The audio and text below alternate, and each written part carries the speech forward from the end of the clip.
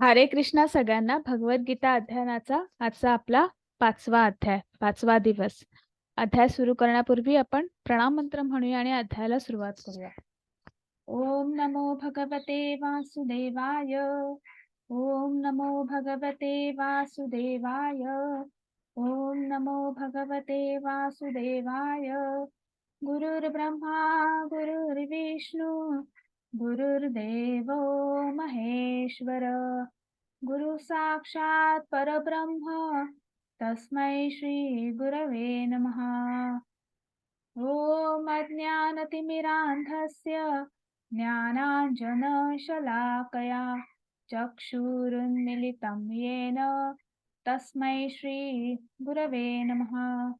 नमः ओम विष्णुपादाय कृष्णपृष्ठाय भूतले श्रीमते भक्तिवेदांत स्वामी इति नामिने. नमस्ते सरस्वती देवे गौरवाणी प्रचारिणे निर्विशेष शून्यवादी पाश्चात्य देशतारिणे. जय श्री कृष्ण चैतन्य प्रभो नित्यानंद श्री अद्वैत गदाधर श्रीवासादि गौर भक्त वृंद. हरे कृष्णा कृष्ण कृष्ण हरे हरे, हरे राम राम राम हरे हरे. हरे कृष्णा कृष्ण कृष्ण हरे हरे, हरे राम राम राम हरे हरे. हरे कृष्णा कृष्ण कृष्ण हरे हरे, हरे राम राम राम हरे हरे. हरे कृष्णा कृष्ण कृष्ण हरे हरे, हरे राम राम राम हरे हरे. हरे कृष्णा कृष्ण कृष्ण हरे हरे, हरे राम राम राम हरे हरे. हरे कृष्णा सगळ्यांना. पुन्हा एकदा सगळ्यांचं खूप खूप स्वागत आहे. आजचा आपला 5वा अध्याय आहे. अध्याय सुरू करण्यापूर्वी आपण श्री श्री राधा गोविंद यांना साष्टांग वंदन करूया. आपले गुरु श्री श्रील प्रभुपाद यांनाही आपण साष्टांग वंदन करूया. नामानिष्ठ दास प्रभू ज्यांच्यामुळे आपण ऑनलाईन भगवद्गीता शिकण्याचा आनंद घेत आहोत त्यांनाही साष्टांग वंदन करूया. आणि सगळ्यात शेवटी सर्व कृष्ण सेवकांना ज्यांच्यामुळे कुठल्याही अडथळ्याशिवाय आपला हा 18 दिवसाचा जो कोर्स आहे तो उत्तम पद्धतीने सुरू आहे. आपली आताची ही 42वी बॅच आहे. 41व्या बॅच अनेक भाषांमध्ये आपण पूर्ण केलेल्या आहेत आणि आपली ही 42वी बॅच सुद्धा आजचा आपला 5वा अध्याय उत्तम पद्धतीने सुरुवात होते आहे. तर आपण अध्याय सुरू करण्यापूर्वी माझा एक साधारण मी रोज कुठले तरी प्रश्न विचारत असते, म्हणजे छोटे छोटे असे. तर मला सांगू शकेल का की आपण 4थ्या अध्यायाचं नाव काय होतं? तुम्ही डिजिटल हँड रेज करू शकतात. हरे कृष्ण. हरे कृष्ण.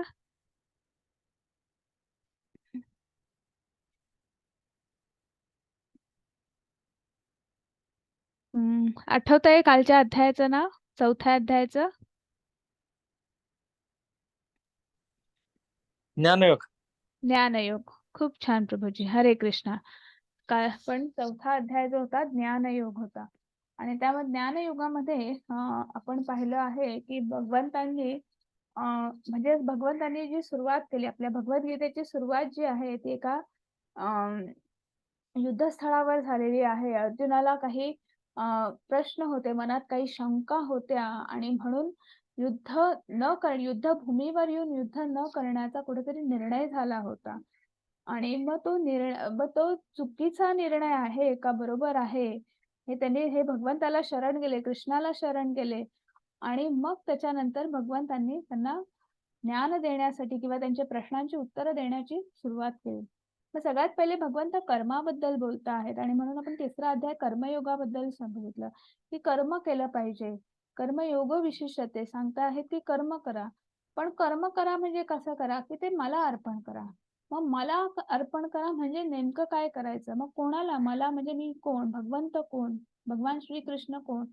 आणि मला का अर्पण करायचे? भगवंताला का अर्पण करायचे? म्हणून लगेच ज्ञानयोग भगवंतांनी चौथा अध्याय घेतलेला आहे की ज्ञान. त्या भगवंताबद्दल भगवंतांनी ज्ञान सांगितलेलं आहे की ते केव्हा अवतीर्ण होतात, केव्हा अवतरित होतात. मग भगवंत नेमके आहेत कोण? आणि मग हे जे ज्ञान आपण घेतो आहोत, मग हे कसं आलेलं आहे? हे परंपरेतून कसं ज्ञान आलेलं आहे? आपण गुरु परंपरा पाहिलेली आहे की जे जसंच्या तसं ते ज्ञान गुरु शिष्य परंपरेनुसार पुढच्या पिढीपर्यंत ते पोहोचलं पाहिजे. आणि मग याच्यातनं भगवंतांनी ज्ञान तर दिलेलं आहे. भगवंत कोण आहेत हे सांगितलेलं आहे. ते केव्हा अवतीर्ण होतात, ते कशासाठी अवतीर्ण होतात हेही सांगितलेलं आहे की दुष्टांचा संहार करण्यासाठी ते तिथे अवतीर्ण होत आहेत आणि विनाशायच दुष्कृताम धर्मसंस्थापनार्थाय म्हणजे ते पुन्हा धर्माची संस्थापना करण्यासाठी पुन्हा ते अवतीर्ण होत आहेत. आणि मग हे झाल्यानंतर भगवंत सांगत आहेत की त्यांनी आपलं हे जे राज्य जे आहे हे रामराज्य कसं व्हावं किंवा हे जे राज्य उत्तम पद्धतीने चालण्यासाठी त्यांनी काही नियम आखून दिलेले आहेत. नियम आखून दिले म्हणण्यापेक्षा काहीतरी आपल्याला बघा कुठलीही गोष्ट आपण साधी आपण कुठलीही गोष्ट फॉर्म केली किंवा काही असेल तर त्याला नियम असतात. डूज अँड डोंट्स असतात. तसं मग इथे आपल्याला वर्णाश्रम धर्म सांगितलेला आहे. मग तो वर्णाश्रम धर्मानुसार आपण धर्म, अर्थ, काम, मोक्ष म्हणजे आपण हळूहळू कसं भगवंतापर्यंत पोहोचू शकतो. तर हे नियम हा प्रपंच हा जो जन्म जो आहे तो कसा आपण सत्कारणी लावू शकतो किंवा त्या जन्माचं मनुष्य जन्माचं फलित काय आहे.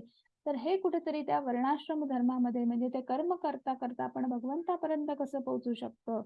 आणि हे कुठेतरी आपल्याला कालच्या अध्यायात सांगितलेलं आहे. मग कर्मयोगाबद्दल पुन्हा सांगितलेलं आहे. मग ते कर्मयोग मग तो किती गुंतागुंतीचा आहे. आणि मग त्याच्यानंतर अकर्म, विकर्म, सकर्म तर ह्या गोष्टी ज्या आहेत की ह्या त्याच्यापैकी त्या गुंतागुंतीमध्ये आपण कसं अडकत गेलेलो आहोत. आणि मग त्या गुंतागुंतीमधनं अडकण्यासाठी काय करायचं आहे. आणि मग ते कुठेतरी आपल्याला आजच्या अध्यायामध्ये आपल्याला शिकायचं आहे. शेवटच्या अध्यायामध्ये काल भगवंत जाता जाता सांगता आहेत की हे सगळं आपल्याला ज्ञान की ही कर्माची गुंतागुंत आहे की ही आपल्याला कोण आपल्याला सोडवू शकतं किंवा ही गुंतागुंत आपण कशी याच्यातनं बाहेर पडू शकतो किंवा काय करायचं, काय कर्म करायचं, पण मग ते योग्य आहे की अयोग्य हे आपल्याला कोण सांगणार. आणि म्हणून आपल्याला गुरूंच्या, आध्यात्मिक गुरूंच्या, मग ते आध्यात्मिक गुरु कसे असले पाहिजेत, तर ते परंपरेतून आलेले असले पाहिजेत. आणि म्हणून आज आपल्याला भगवंत कालचा जो अध्याय जो आहे की आध्यात्मिक गुरूंपर्यंत आपल्याला अ, त्या सान्निध्यात आलं पाहिजे. आणि मग आध्यात्मिक गुरूच्या सान्निध्यात आल्यानंतर आज पुन्हा आपल्याला भगवंत काय सांगत आहेत. आपल्या आजच्या अध्यायाचं नाव आहे कर्मयोग विशिष्यते. मग कर्मयोग सॉरी कर्मसन्यास योग. मग कर्मयोग त्याच्यामध्ये भगवंत सांगत आहेत कर्मयोग विशिष्यते. मग त्याच्यामध्ये ते अर्जुनाचे प्रश्न आणि भगवंतांनी दिलेली उत्तरं ते पुन्हा आज आपण बघणार आहोत. आणि अर्जुनाचा सगळ्यात पहिला प्रश्न आहे. अर्जुन वाच संन्यासं कर्मणां कृष्ण पुनर्योगं च शंससि यच्छ्रेय एतयोरेकं तन्मे ब्रूहि सुनिश्चितम्. मग अर्जुन म्हणतायत हे कृष्ण सर्वप्रथम तुम्ही मला कर्माचा त्याग करण्यास सांगतात. तुम्ही पुन्हा भक्तियुक्त कर्माची प्रशंसा करता आहात. आता तुम्ही कृपया मला निश्चितपणे सांगाल का की या दोघांपैकी कोणता अधिक फायदेशीर आहे. मग आता अर्जुनाला पुन्हा प्रश्न पडलेला आहे जो आपल्याला सुद्धा पडला असेल सगळ्यांना किंवा तो की एकीकडे भगवंत सांगता आहेत की माझं नाव घ्या, माझी भक्ती करा, दुसरीकडे सांगतायत कर्म करा. आणि मग याच्यातलं काय फायदे म्हणून मग नेमकं काय करायचं आणि मग याच्यातलं नेमका फरक काय आहे किंवा फायदेशीर काय आहे. तर हे पुन्हा एकदा नीट पद्धतीने सांगता आहेत का असा अर्जुनाचा प्रश्न आहे. मग अर्जुनाला हा प्रश्न पडायचं कारण काय आहे. तर भगवंतांनी आपल्याला ज्ञान दिलेलं आहे. मग ज्ञान काय दिलं आहे? जर तुम्ही आपण दुसऱ्या अध्यायात पाहिलं तर भगवंतांनी काय सांगितलेलं आहे? आपण भगवान अर्जुनाला प्रश्न होता की त्याला करुणा म्हणजे समोरचे हे माझेच आप्तेष्ट आहेत, माझेच नातेवाईक आहेत, माझेच मित्र आहेत, माझेच बंधू आहेत आणि यांच्या विरुद्ध मी कसं शस्त्र उघडणार? तर ही ही जी दया भावना निर्माण झाली होती आणि म्हणून कुठेतरी त्याच्याबद्दल भगवंतांनी त्यांना ज्ञान दिलेलं आहे. एका वाक्यात तेव्हा सांगितलं होतं त्यांनी की आपण शरीर नाही, आपण आत्मा आहोत. आणि मग त्या आत्म्याशी कसं युद्ध? ते आहे जे आहे, जे नाशवंत जे आहे ते शरीर आहे. आणि मग दुसरीकडे भगवंत लगेच सांगत आहेत, की आनंद लगेच कर्मकांडाबद्दल भगवंत सांगत आहेत. आणि मग जर तुम्ही कर्म कराल, मग त्याच्यामध्ये भगवंताला ते कर्म अर्पण करण्यासाठी तुम्ही कर्म कराल. मग त्याच्यासाठी आपण श्लोक पाहिला होता, स्वल्पमपि धर्मस्य. तर तुम्ही त्या खारुताईचं उदाहरण पाहिलं असेल, तिथं तुम्ही अ, हनुमंताचं उदाहरण पाहिलं असेल, तशी तुम्ही परत त्या उंदराचं उदाहरण पाहिलं असेल. तशी छोटी-छोटी अनेक उदाहरणं आपण पाहिलेली आहेत, की त्या छोट्या-छोट्या कर्मातून कसं आपल्याला तो जो कर्म जो आहे, त्या आपण त्या कर्मामधून आपण सॉरी आपल्याला त्या बंधनामध्ये अडकत नाही किंवा त्या कर्माच्या बंधनातून कसं आपण मुक्त होतो जेव्हा ते कर्म जे आहे ते आपण भगवंताला अर्पण करतो. मग बुद्धियोग मग तिथेच त्याच कर्मकांडामध्ये भगवंत कुठेतरी बुद्धियोगही सांगत आहेत, की तुम्ही कर्म करा, पण ते कर्म मला अर्पण करा. म्हणजे बुद्धियोग जो आहे हा भक्तियोग आहे, असं कुठेतरी भगवंत सांगत आहेत. बऱ्याच वेळा काय होतं, की इथे अर्जुनाला किंवा आपल्यासारख्या लोकांना सुद्धा असं वाटतं, की बुद्धी म्हणजे कुठेतरी इंटेलिजन्स आहे. त्याच्यानंतर असं काहीतरी वाटतं की नाही तर बुद्धियोग हा भक्तियोग आहे. आणि मग एकीकडे पुन्हा सांगता आहेत की कर्मयोग म्हणजे कर्मचा योग म्हणजे जे कर्म जे आहे ते जे आपण भगवंताला अर्पण करू तेव्हा त्या कर्माचा यज्ञ होईल. त्याला कर्मयज्ञ सुद्धा म्हणतात. म्हणजे कर्मकांडाचा कर्मयज्ञ किंवा कर्मयोग. योग म्हणजे काय? तर भगवंताशी जुळवून घेणे किंवा भगवंताशी अनुसंधान साधणे. युज हा धातू आहे म्हणजे जोडणे. संस्कृत मधला जो मूळ धातू युज आहे त्यापासून योग शब्द तयार झालेला आहे. मग कर्मयोग म्हणजे कर्म करता करता भगवंताशी अनुसंधान साधणे.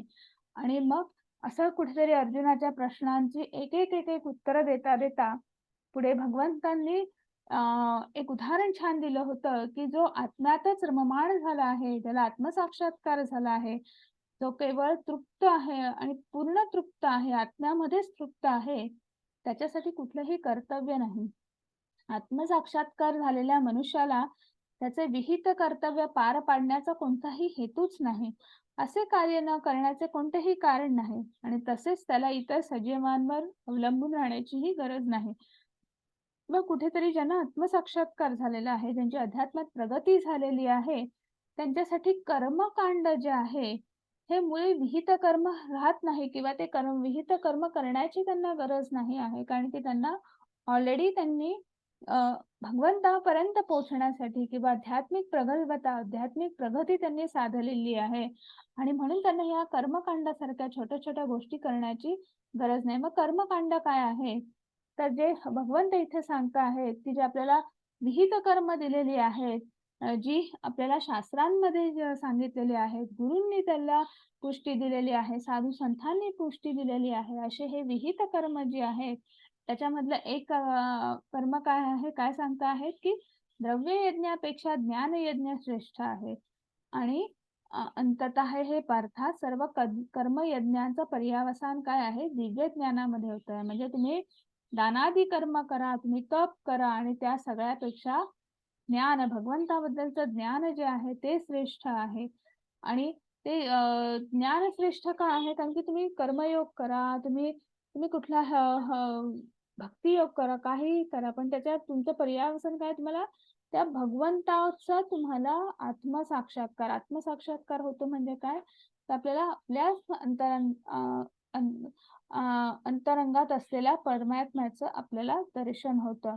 आपल्याच अंतरंगात असलेल्या क्षीरोदक्षाय विष्णू यांचं चतुर्भुज रूपी जे आहे, ज्याला आपण परमात्मा स्वरूप सुद्धा म्हणतो, तर त्यांचं कुठेतरी आपल्याला दर्शन होतं किंवा तो साक्षात्कार होतो. त्यालाच आत्मसाक्षात्कार असं म्हणतात.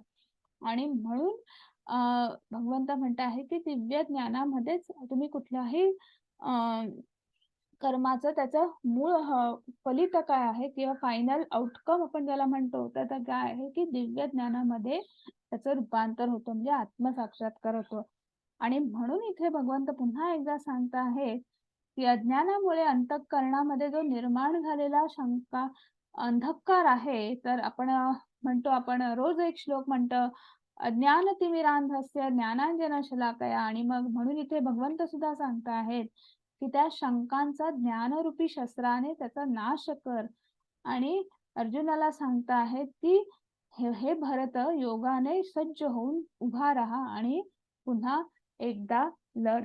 आणि मग अर्जुनाचे गैरसमज जे आहेत, की जे आपल्याला आत्ताच आपण पाहिलं वेगवेगळ्या अध्यायांमध्ये वेगवेगळे भगवंतांनी सांगितलेले जी वेगवेगळी उदाहरणं असतील किंवा वेगवेगळ्या पद्धतीने त्यांनी सांगू पाहिलेलं आहे, प्रश्नांची उत्तरं देऊ पाहिलेली आहेत आणि म्हणून कुठेतरी अर्जुनाचा गोंधळ झालेला आहे.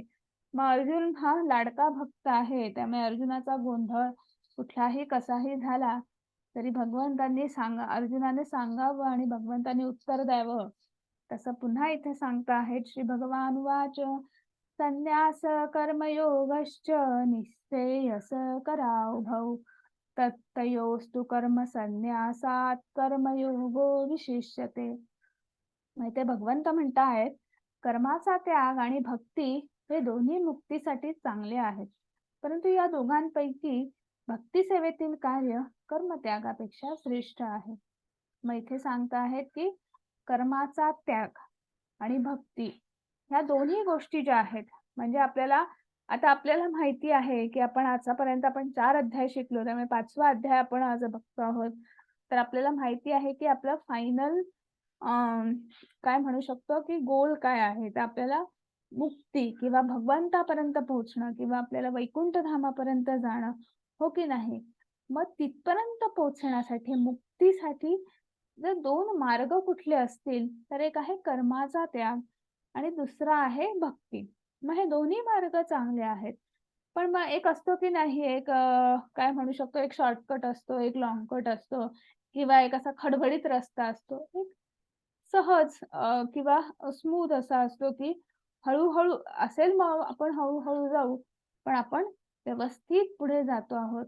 तर ह्याच्यातलं सुद्धा भक्ती सेवेमध्ये म्हणजे तुम्ही भक्ती सेवेमध्ये कर्म करता आहात, तर ते त्यागापेक्षाही श्रेष्ठ आहे.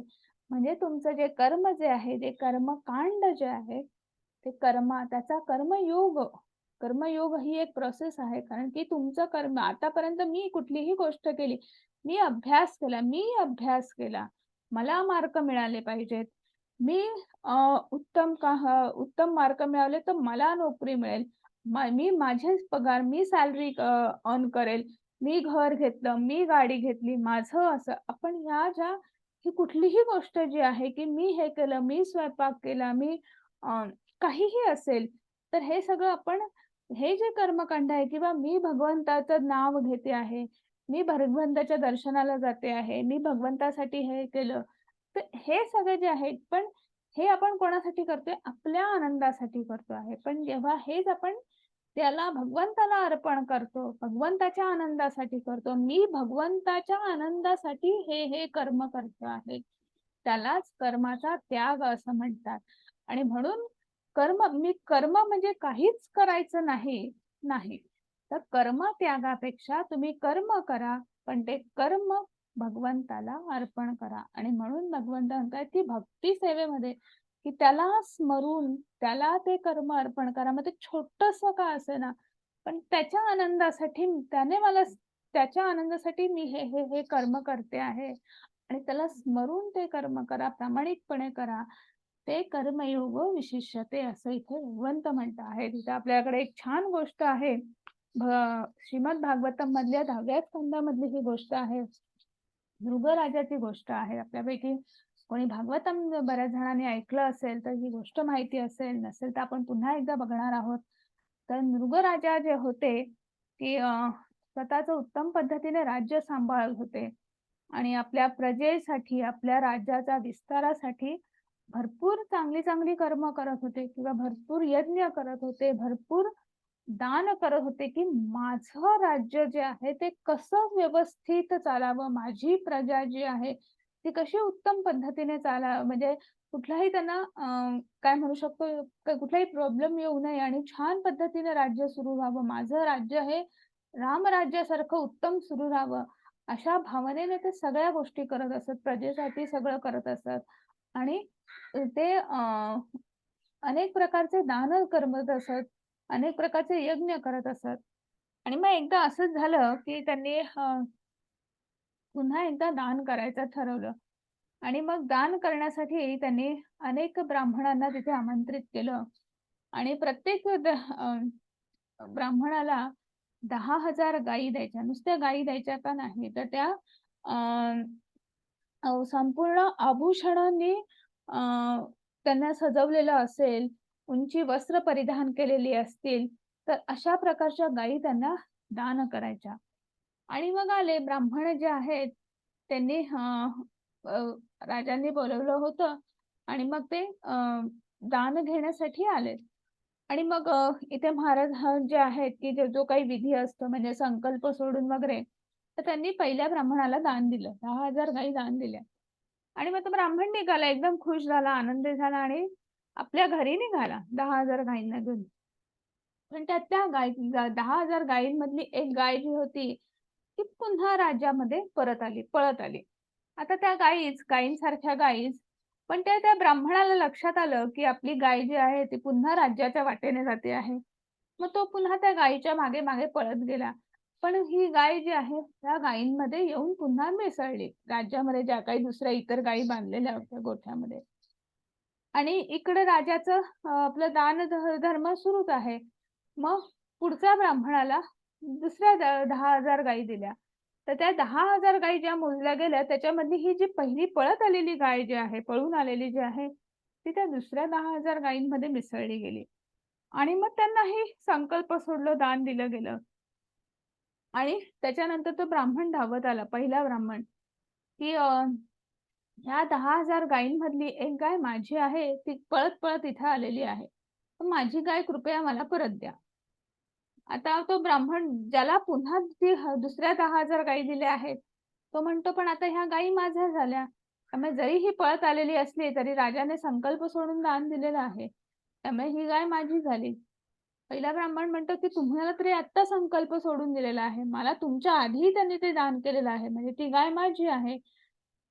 मग त्या 2 ब्राह्मणांमध्ये त्या एका गायीवरून अ, थोडंसं काय म्हणू शकतो आपण, की बाचाबाची झाली शिवाय काय किंवा त्यांनी राजांना सांगितलं, की मला माझी गाय परत हवी. मग आता राजाकडे एकच गाय दोघांकडे गायीसारख्या गायी दिसणाऱ्या कसं ओळखायचं ना, की ही इकडनं पळत आलेली आहे आणि ही ह्या कळपात सापडलेली आहे.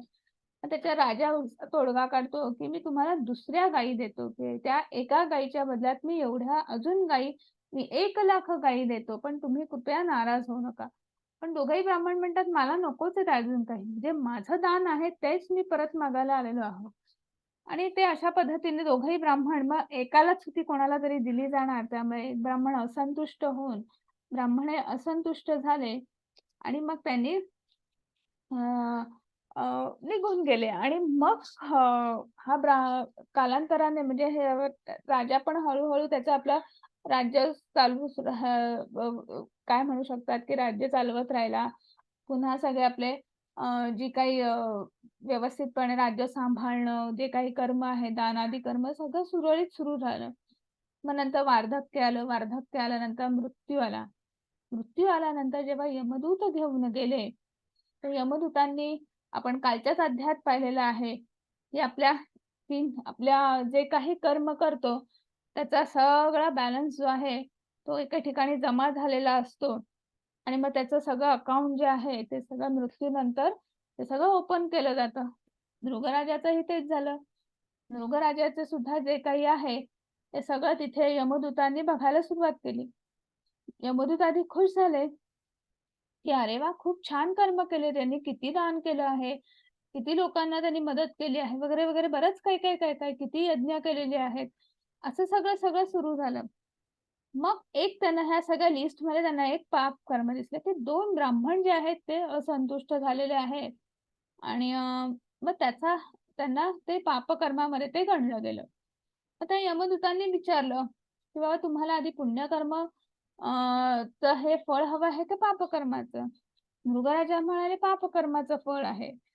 मग त्यामुळे कर्म जरी उत्तम केलेलं असलं, तरी काय झालं, की ते 2 ब्राह्मण असंतुष्ट झाले. त्यामुळे त्याचा दोष त्यांना लागला आणि त्यामुळे पुढचा जन्म जो आहे त्यांना पालीचा जन्म मिळाला, प्राण्याचा जन्म मिळाला, मनुष्य जन्म पण नाही मिळाला. आणि मग ती पाल जी आहे, ती चालत-चालत म्हणजे मृगराजाच्या पालीच्या रूपात होते. ते एका त्या विहिरीत येऊन पडले. विहीर काय फार खोल अशी होती असं नाही, पण सुकलेली होती किंवा काय. पण ती विहीर काय ती त्या विहिरीत येऊन पडले आणि खूप प्रयत्न केला, पण कोणीही मदतीलाही आलं नाही किंवा त्या स्वतः त्या पालीला म्हणजे त्या मृगराजा जे आहेत त्यांना सुद्धा वर येता आलं नाही.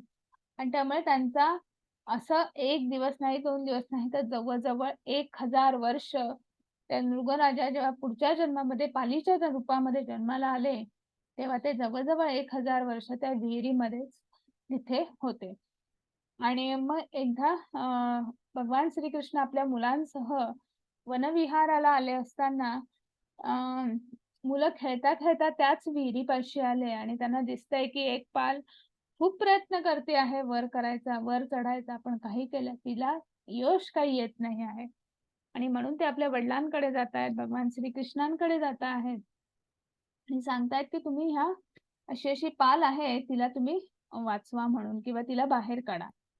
आणि मग नृकराजांनी म्हणजे ज्या पालीच्या रूपात जे होते, तर भगवान श्रीकृष्ण, भगवंतांचा हात लागल्यावर अ, कोणाचाही काय उद्धार होतो तसा त्या पालीचा उद्धार झाल्यासारखा ती पाल तर बाहेर आलीच, पण भगवंतांनी हात लावल्याबरोबर त्यांना मागचा जन्म स्मरण झाला. मृगराजा आपण मागच्या जन्मात मृगराजा म्हणून होतो आणि आपण उत्तम-उत्तम कर्म केली, पण आपण सगळी कर्म आपल्या आनंदासाठी केली.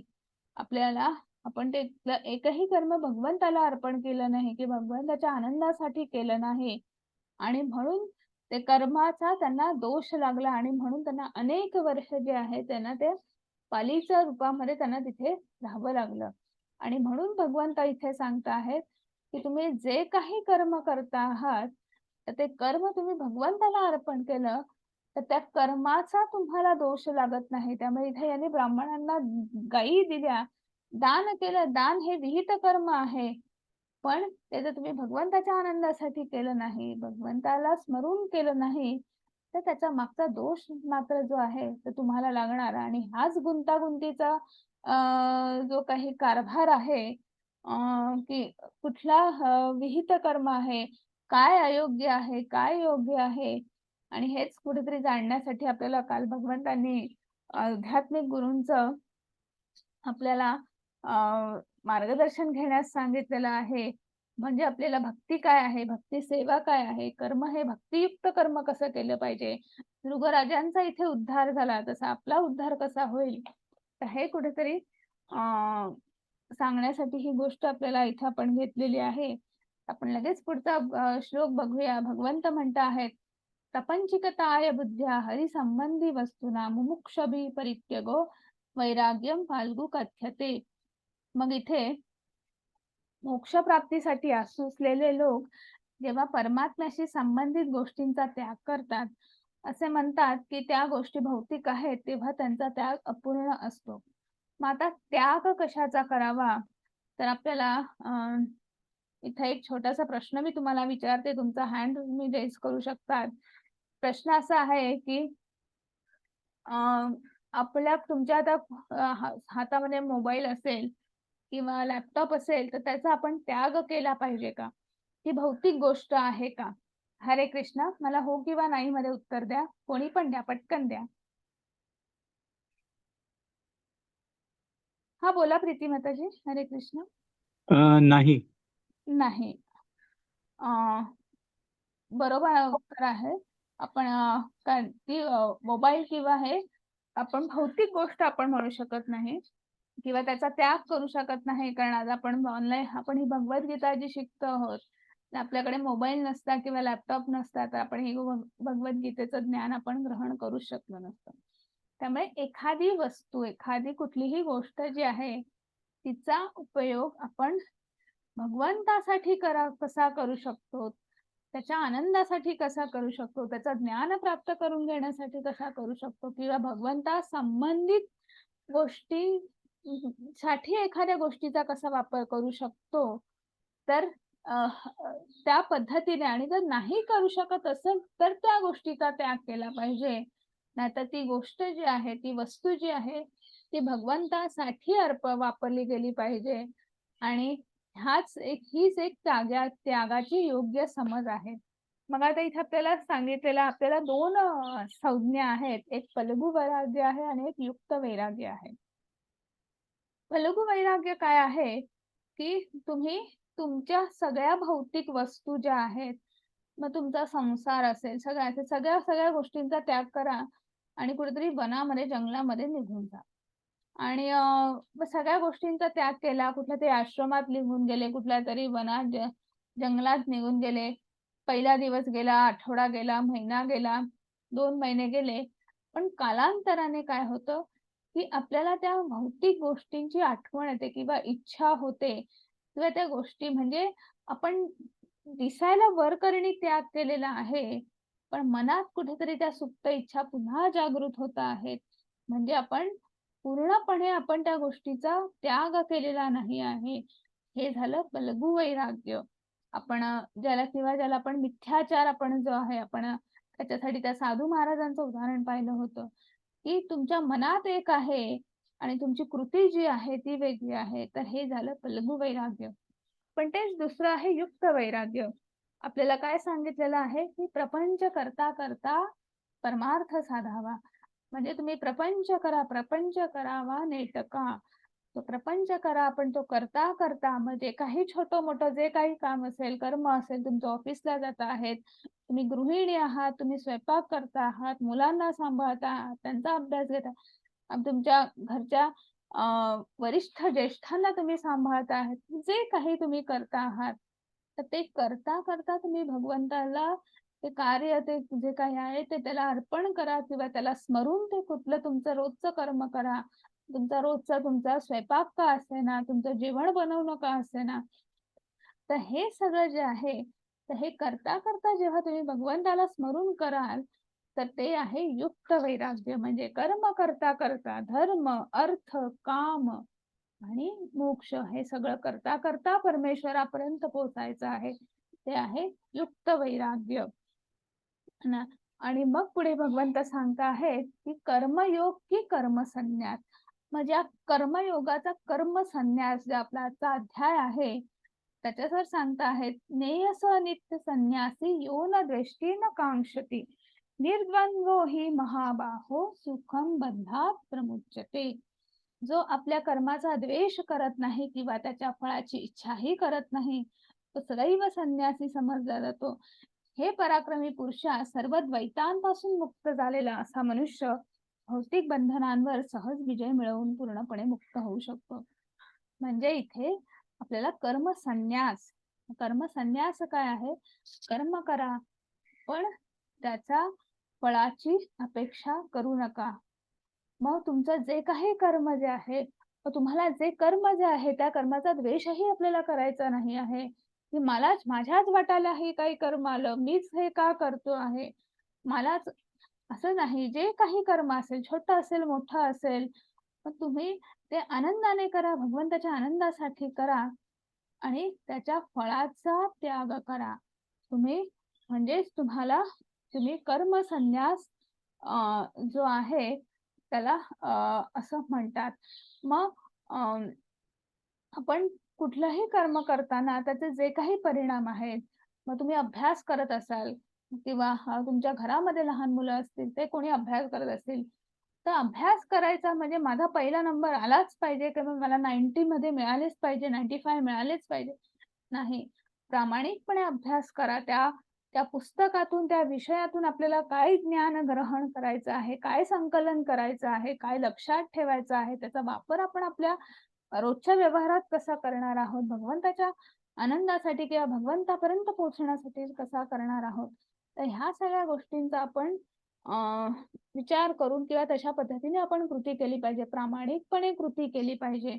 नाही की आपण मी अभ्यास करणार म्हणजे माझा पहिला नंबर आलाच पाहिजे किंवा आजचं उदाहरण झालं, तर आज आपण वर्ल्ड कप जिंकलंच पाहिजे. नाही, त्यांनी उत्तम खेळणं गरजेचं आहे. वर्ल्ड कप मिळेल की नाही परिणामांचा विचार करायचा नाही. इंडियन टीमने उत्तम पद्धतीने खेळणं, त्यांचं जे काही प्लॅनिंग जे असेल, इतक्या वर्षाचा त्यांचा जो काही अनुभव जो असेल, तर आजची जी निर्णायक मॅच आहे, तर ती उत्तम पद्धतीने त्यांनी ती खेळली पाहिजे आणि मग परिणाम जे काही असतील ते, तर त्याला ते आनंदाने स्वीकारले पाहिजे.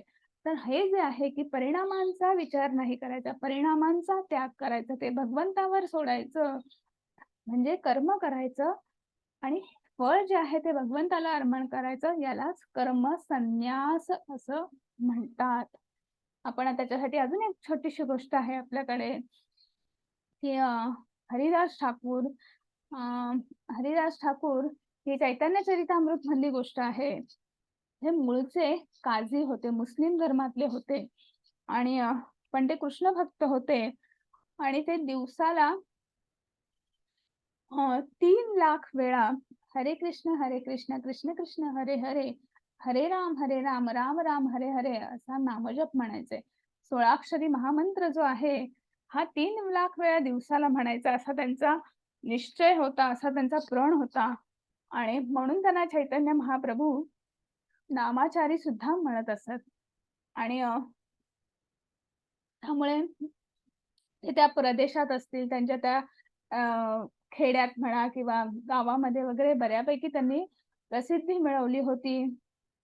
छान कृष्ण भक्त होते म्हणून त्यांचं सगळंच छान चाललं होतं. म्हणजे संन्यासी होते, पण तरी सुद्धा हे सगळं त्यांच्याच कम्युनिटी मधल्या एक काझी जो होता, त्यांच्याच गावचा होता, तर त्याला कुठे ते बघवलं नाही किंवा कुठेतरी त्याला ते आवडलं नाही म्हणू शकतो. आणि त्यामुळे काय झालं, की त्याने ह्या हरिदास ठाकूरांना याच्यामध्ये यांच्या ह्या भक्तीमध्ये म्हणा किंवा याच्यामध्ये आपण कसं काही विघ्न आणू शकतो किंवा कसं आपण यांना थांबवू शकतो, तसे त्यांनी प्रयत्न करायला विचार केला किंवा कसं करायचं. आणि मग त्यांना त्यांनी कट रचला म्हणू शकतो किंवा त्यांच्या विरोधात त्यांनी उत्तम पद्धतीने असा प्लॅन करायचा ठरवला. आणि मग गावामध्ये एक वेश्यास्त्री होती. तर त्या वेश्यास्त्रीला त्यांनी तिला भेटले आणि तिला सांगितलं, की काहीही कर, पण यांची ही जी काही साधना म्हणू शकतो, हा काय नामजप जो आहे त्याच्यामध्ये काही करणे एक विघ्न आणायचं, की त्यांना त्याच्यातून बाजूला काढायचंय आपल्याला. आणि मग ती वेश्यास्त्री म्हणते, "ठीक आहे."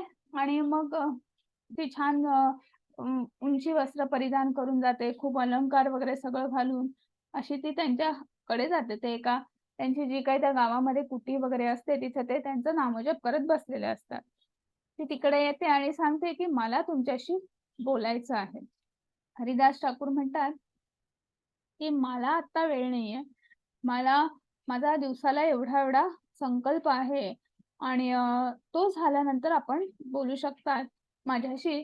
तर तुम्ही त्या व्हरांड्यात बसा." आणि मग ती वेश्यास्त्री तिथे व्हरांड्यात बसते. ती संध्याकाळी आलेली असते. संध्याकाळची रात्र होते. रात्रीची सकाळ होते. मग हरिदास ठाकूरांचा पहिल्या दिवसाचा नामजप संपला, की दुसरा दिवस उजाडतो. दुसऱ्या दिवसाचा नामजप सुरू होतो. मग सकाळी ती यशस्वी घरी जाते. पुन्हा दुसऱ्या दिवशी संध्याकाळी येते. पुन्हा तोच प्रकार. असं 3 दिवस होतं. आणि मग तिसऱ्या दिवसाची जेव्हा सकाळ उगवते, चौथ्या दिवशीची, तेव्हा तिला राहवत नाही आणि ती प्रश्न विचारते, की "तुम्ही नेमकं असं काय म्हणताय, की स्त्री संग सोडून माझ्यासाठी लोकं मला भेटण्यासाठी लोकांच्या रांगाच्या रांगा लागलेल्या असतात. लोकं आसुसलेले असतात, आतुर झालेले असतात आणि मी उठून तुमच्यापाशी आलेली आहे. तर तुम्ही माझ्याशी बोलायचं सोडून तुम्ही नेमकं काय करता आहात? कशात तुम्ही रममाण आहात?"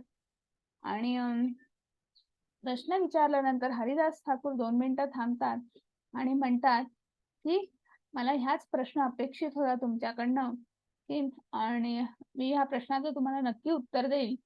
पण त्याच्यासाठी तुम्हाला काही गोष्टी कराव्या लागतील. वेश्यास्त्री म्हणते, की "बोला तुम्ही काय करायचं आहे?" आणि मग ती म्हणते, "सगळ्यात पहिले तर तुम्ही हे जे उंची वस्त्र परिधान केले आहेत किंवा तुमच्या घरी जे काही आहेत, ते घरी जा आणि सगळ्यांना ते दान करून टाका आणि भगवी वस्त्र परिधान करा.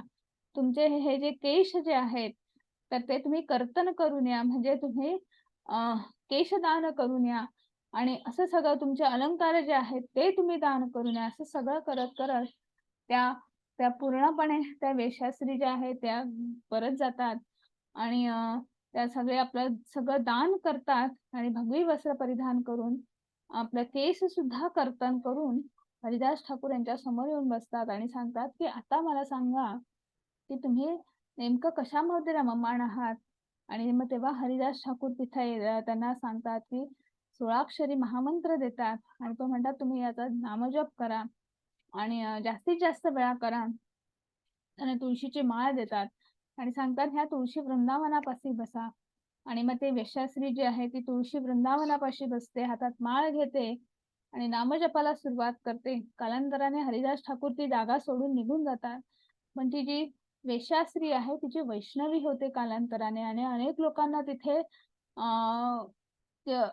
तिथे तिला बघायला भेटायला की येतात की ह्या एका वेश्यास्त्रीची एक वैष्णवी झालेली आहे आणि मोठी भक्त झालेली आहे. नंतर तिचा उद्धार होतो. तर हे सगळं जे आहे तर जेव्हा तुम्ही कर्म कुठलंही करत असाल, पण नंतर जेव्हा तुम्ही भगवंताची भक्ती करायला लागतात, तेव्हा निश्चितच तुम्हाला मुक्ती प्राप्त होते किंवा तुम्हाला उत्तम मार्ग सापडतो. आणि म्हणून अ, आपण तुम्ही श्लोक ऐकला असेल किंवा तुम्ही हे वाक्य ऐकलं असेल, "लव मात्र साधू संगः." 3 दिवस त्या नामाच्या हरिदास ठाकूर नाम घेत होते. त्या नाम तिने घेतलं नाही, पण त्याचं उच्चारण श्रवण भक्ती जी आपण म्हणतो, जे आपण बघणार आहोत भक्ती योगामध्ये, तर ते नाम श्रवण केलं आणि त्याचा परिणाम असा झाला, की तिने दान करायला सांगितलं आणि दान केलं. सगळी वस्त्र, सगळे अलंकार दान केले. व मात्र साधू संघ एवढा त्या शुद्ध भक्तीचा परिणाम असा आहे. आणि मग त्यांनी जे भगवंताची भक्ती करायला सुरुवात केली. आणि म्हणून इथे भगवंत आपल्याला सांगता आहेत, की हे कसं शक्य आहे? पुन्हा आपण भगवद्गीतेकडे येऊया. ब्रह्मण्याध्याय कर्माणि संग त्यक्त्वा करोति यः लिप्यते न स पापेन पद्मपत्र मीमांसा. जो मनुष्य आसक्तीशिवाय आपले कर्तव्य करतो, परमात समर्पण करतो, त्याच्यावर पाप कर्माचा प्रभाव पडत नाही. जसे कमळाच्या पानाला पाण्याचा स्पर्श होत नाही. भौतिक सृष्टीमध्ये राहतो आहोत, आजूबाजूला सगळे भौतिक प्रलोभन आहेत आणि मग त्यांची आसक्ती कशी नाही होणार? हो की नाही? मग ती आसक्ती कशी नाही होणार त्याचं उदाहरणही आपल्याच आजूबाजूला आहे इथं आणि तेच उदाहरण भगवंताने दिलेलं आहे. मला सांगा कधी तुम्ही पाहिलेलं आहे का? कमळ कशात उगवतं? कोण सांगू शकेल? हरे कृष्ण. हरे कृष्ण.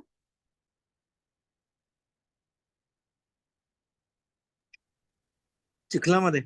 चिखलामध्ये. हो की नाही? आणि मग तुम्ही त्या कमळाचं फूल किंवा ते कमळाचं पान असेल, तर त्याला कधी चिखल लागलेला पाहिला आहे का? नाही. नाही. हो की नाही? हरे कृष्णा प्रभूजी. खूप छान. म्हणजे आपण हरे कृष्ण. हरे कृष्ण. म्हणजे आपल्याला इथे कमळाचं जसं उदाहरण आहे, की कमळ पाण्यामध्ये आहे. पाण्यामध्ये जर एखादं फूल ठेवलं राहिलं, तर ते सडू शकतं किंवा खराब होऊ शकतं, खूप पाण्यामध्ये ठेवलं तर. किंवा चिखल आपण ठेवला आता चिखलामध्ये लागू शकतं. पण कमळ बघा त्याच्यातच उगवतो आणि तरी तसंच टवटवीत ताजं-तवानं राहतं. आपण तेच तसंच फूल आपण भगवंताला अर्पण करतो किंवा ते तोडल्यानंतर किंवा त्याच्या पानाला सुद्धा कुठलाही चिखल लागत नाही. तसंच आपल्याला सुद्धा त्या कमळाच्या फुलाकडनं काही शिकायचं आहे, की आपल्याला कर्तव्य करायचं आहे, कर्म करायचं आहे. पण त्याच्या आजूबाजूच्या ज्या आसक्ती आहेत, त्याचा आपल्याला त्याग करायचा आहे. आपल्याला कर्म संन्यासी व्हायचं आहे. भगवंताला ते आपल्याला कर्म अर्पण करायचं आहे.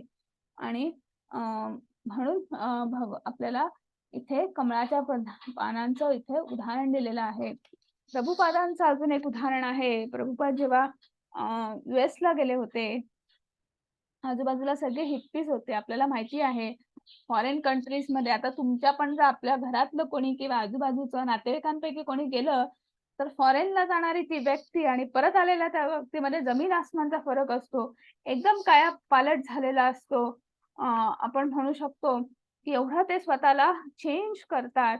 त्यांचा आपण चेंज ओव्हर म्हणू शकतो, मेक ओव्हर म्हणू शकतो, की लगेच कळतं की हा माणूस फॉरेन रिटर आहे. त्याचं वागणं, त्याचं बोलणं, त्याचे वस्त्र सगळ्या तो नखशिखांत बदललेला असतो.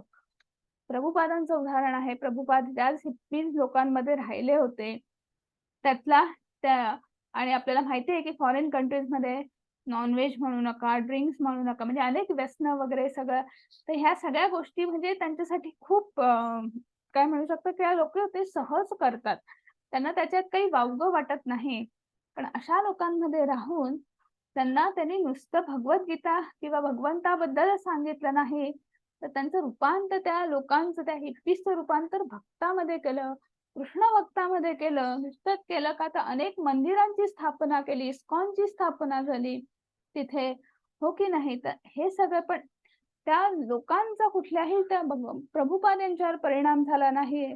उलट लवमात्र साधू संघ त्या प्रभुपादांचाच परिणाम त्यांच्यावर झाला आणि अनेक भक्त आजही ती आपण काय म्हणू शकतो त्यांनी तो वृक्ष तिथे लावला आणि त्याचे आपण फळं आज खातो आहोत. ऑनलाईन भगवद्गीता आपण शिकतो आहोत. आपापल्या घरी बसून आपण हे ज्ञान ग्रहण करतो आहोत. तर असं झालं पाहिजे.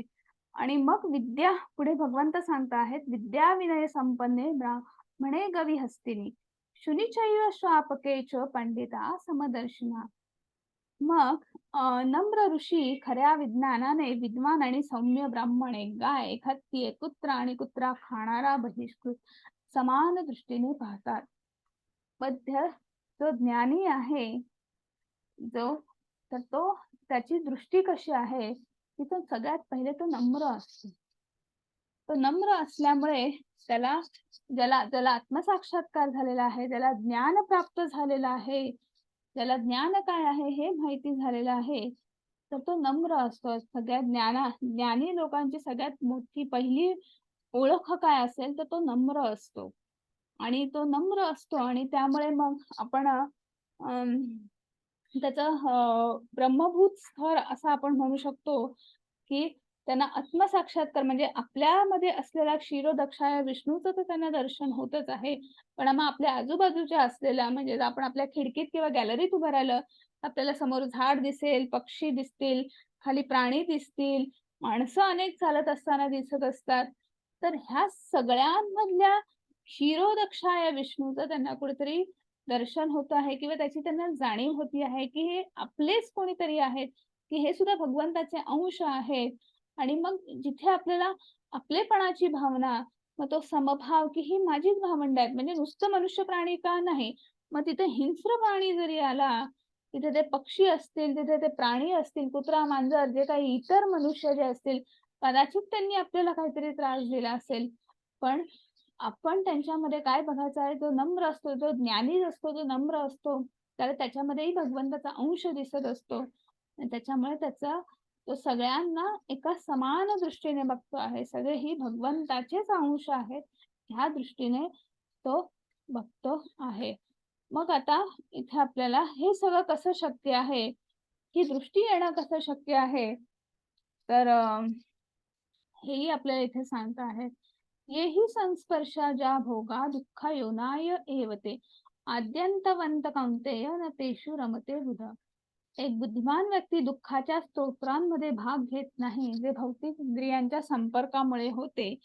हे कुंतीपुत्र, अशा सुखांना आरंभ आणि अंत असतो. त्यामुळे ज्ञानी मनुष्य त्यात आनंद मानत नाहीत. मग आता इथे अनेक उदाहरणं आपल्याकडे आहेत. तुम्हाला पहिलं चित्र दिसतं आहे. नुकतीच आपल्याकडे दिवाळी गेली. तर बघा दिवाळीमध्ये आपण अनेक लाईट लावतो. अगदी कंदील आणि मग त्या दिव्यांच्या खाली सकाळी पाहिलं तसं सगळं असा त्या किड्यांचा त्या प्रकाशामधले जे किडे जे आहेत, त्या भुंग्यांचा असा सडा पडलेला असतो. सांगायचं उदाहरण असं की त्यांची दृष्टी जी आहे, ते ते जे इंद्रिय जे आहे, तो प्रकाश त्यांना आकर्षित करतो. पण जेव्हा त्या लाईटाच्या संपर्कात येतात, तेव्हा त्या उष्णतेच्या त्या उष्णताचा जो दाह जो इतका असतो, की ते सहन करू शकत नाही आणि त्यांचा तिथे मृत्यू ओढवतो. हरणाची शिकार कशी करतात, तर हरणाला गाणं खूप आवडतं, म्युझिक खूप आवडतं आणि त्यामुळे एखादं खूप छान क्लासिकल ट्यून, बासरी वादन करतात आणि त्या आवाजाच्या दिशेने तो हरीण जातो आणि मग तो सापळा रचलेला असतो आणि मग तो त्या सापळ्यामध्ये बरोबर अडकतो. भुंगा कमळाच्या फुलामध्ये मध घ्यायला जातो आणि मग त्या मधाच्या मध्ये आकर्षित होतो, पण ते कमळ फूल जेव्हा मिटतं, तेव्हा गुदमरून तिथे त्याचा मृत्यू होतो किंवा माशाला आपण गळा लावणं असं म्हणतो. म्हणजे माशाला पकडायचं असेल, तर त्याचा आवडीचं भक्ष्य जे आहे ते पाण्यात सोडायचं आणि मग त्या त्या भक्ष्याला बघून जेव्हा तो मासा तिकडे येतो, तेव्हा अचूक आपण त्याला ओढायचं आणि त्या माश्याला पाण्याच्या बाहेर काढायचं, मासा पकडायचा. म्हणजे मुद्दा काय, की ही जी भौतिक प्रलोभनं आहेत, ह्या सगळ्यांच्या मध्ये भुंगे असतील, हरीण असेल, मासा असेल, यांचे एक-एक अवयव आहेत. कोणाचे जीभ असेल, कोणाचे कान असतील, कोणाची दृष्टी असेल, कोणाचं नाक असेल, असे अनेक वेगवेगळे अवयव ते जे आहेत ते प्रगल्भ आहेत. आणि 5 इंद्रिय विषय जे आहेत, प्रत्येकामध्ये एक-एक जे आहे ते कुठेतरी प्रगल्भ आहे. हत्तीचं जर घ्यायचं झालं, तर हत्तीला पकडण्यासाठी तर नरहत्ती असेल, तर मादी हत्तीला ट्रेन केलं जातं. मादी हत्ती असेल, तर नरहत्तीला ट्रेन केलं जातं. आणि बरोबर ते त्यांना तो अशा पद्धतीने ट्रेन करतात, की तो हत्ती जो आहे, त्या हत्तीच्या मागे धावायला लागतो. पण जो ट्रेन केलेला हत्ती असतो, तो बाजूने निघून जातो. पण तो जो सापळा रचलेला असतो, तो पाच वर असतात आणि खाली मोठा खड्डा जो असतो, त्याच्यामध्ये तो हत्ती बरोबर पडतो आणि तो पकडला जातो. सांगायचा मुद्दा असा, की तुम्ही ह्या लोकांचे एक-एक इंद्रिय विषय म्हणजे ह्या प्राण्यांचे हत्तीचा स्पर्श असेल, माशाची जीभ असेल, एक-एक इंद्रिय विषय जे आहेत ते इतके प्रगल्भ आहेत आणि त्याच्या आहारी किंवा त्या प्रलोभनांच्या आहारी जातात आणि त्यांना पुढे दुःख भोगावं लागतं किंवा मृत्यूला सामोरं जावं लागतं. आपण मनुष्य प्राणी आहोत. आपलं 1 नाही, 2 नाही, 3 नाही, 5च्या 5 इंद्रिय आपली जी आहेत ती प्रगल्भ आहेत आणि ह्या 5च्या 5 इंद्रियांची प्रलोभनं आपल्या आजूबाजूला अशी भरपूर आहेत. विचार करा त्या माशाचं काय होतं, त्या हरणाचं काय होतं, तर मनुष्याचं काय होत असेल, मनुष्य प्राण्याचं काय होत असेल. आणि मग त्या कर्माच्या गुंतागुंतीमध्ये आपण म्हणतो की नाही कर्मणो ह्यपि बोद्धव्यम. मग त्या कर्माच्या गुंतागुंतीमध्ये बरोबर आपण अडकतो, बरोबर आपण फसतो. आणि मग म्हणून इथे भगवंत सांगत आहेत, भोक्तारं यज्ञ तपसां सर्वलोकै महेश्वरम सुहृदं सर्वभूतानां ज्ञात्वा मा शांती मृच्छति. म्हणून सर्व यज्ञ, तपस्या यांचा अंतिम उद्देश सर्व ग्रह आणि देवतांचा परमस्वामी आणि सर्व प्राणी मात्रांचा कल्याण करता आणि हितचिंतक म्हणून मला ओळखून ऋषी भौतिक दुःखांच्या वेदनांपासून शांती प्राप्त करतात. मग आता हा शांती मंत्र आहे, हा श्लोक आपण जवळ पाठ केला तरी चालेल किंवा लक्षात ठेवायचा आहे, की भोक्तारम यज्ञ तपसाम म्हणजे आपण जे काही कर्म करतो आहोत, तर त्याचा एन्जॉयर कोण आहे, की मी अन्न ग्रहण करतो आहे माझ्या आनंदासाठी नाही, मी भगवंताच्या आनंदासाठी मी प्रसाद ग्रहण करतो आहे. मी एखादं कर्म करतो आहे, मी अभ्यास करतो आहे, मी हे करतो आहे, मी ते करतो आहे. कशासाठी? अर्जुन युद्ध करतो आहे. अर्जुन कोणासाठी युद्ध करणार आहे? भगवंताच्या आनंदासाठी युद्ध करणार आहे. भोक्तारम यज्ञ तपसा म्हणजे एक लक्षात ठेवायचं आहे, की भगवंत जे आहेत, ह्या कुठल्याही ते सुप्रीम एन्जॉयर आहेत किंवा त्यांच्या आनंदासाठी त्यांनी ते नियोजन केलेलं आहे आणि आपल्याला फक्त कर्म करायचं आहे. सर्व लोकै महेश्वर मग ते कोण आहेत? तिन्ही लोकांचे स्वामी आहेत. आणि सुहृदं सर्वभूतानां ज्ञात्वा मा शांती मृच्छति. म्हणजे तिन्ही लोकांचे स्वामी आहेत, जे तिन्ही लोकांमध्ये आणि म्हणून त्यांना आपण सगळे जे काही कर्म करतो आहोत तेच त्याचा आनंद घेणार आहेत. आणि मग असे हे तिन्ही लोकांचे स्वामी. बरं आपले कोण आहेत? तर आपले उत्तम असे मित्र आहेत. सुहृदं सर्वभूतानां आपले हितचिंतक आहेत. आपल्याला ते जे काही इथे सांगता आहेत की सर्व यज्ञ आणि तपस्या यांचा अंतिम उद्देश सर्व ग्रह आणि देवतांचा परमस्वामी, सर्व प्राणी मात्रांचा कल्याण करता, हितचिंतक म्हणून मला ओळखून ऋषी मुनी भौतिक दुःखांच्या वेदनांपासून शांती प्राप्त करतात. मग हे जेव्हा आपण करू की त्या तिन्ही लोकांच्या स्वामींसाठी जो आपला मित्र आहे त्याच्या आनंदासाठी आपण हे कर्म करू, की आम्ही हे कर्म करतो आहे. म्हणजे हे सगळं जर डोक्यात असेल आणि एखादं कर्म केलं तर निश्चितच आपल्याला त्या कर्मबंधनापासून आपण तुमच्या मुक्तता होतेच आहे, पण आपल्याला आनंद सुद्धा मिळतो आहे. कारण की आनंद केव्हा मिळेल, जेव्हा जिथे समाधान आहे.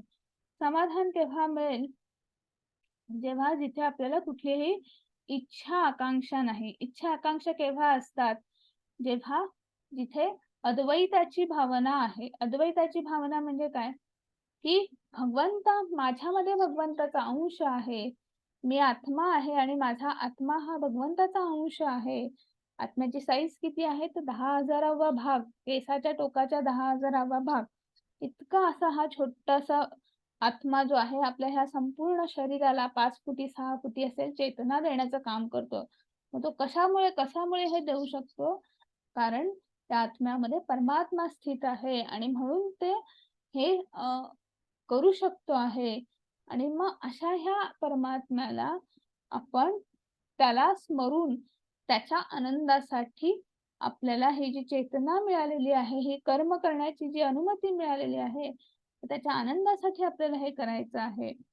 तर हे जे आहे, हे जेव्हा आपण लक्षात घेऊ किंवा कर्म करू, पण कर्माच्या फळाची अपेक्षा नाही करायची. म्हणजे प्रोसेस इज इम्पॉर्टंट आणि पण नॉट द रिझल्ट. म्हणजे रिझल्ट काय आहे तर तो महत्वाचा नाही आहे.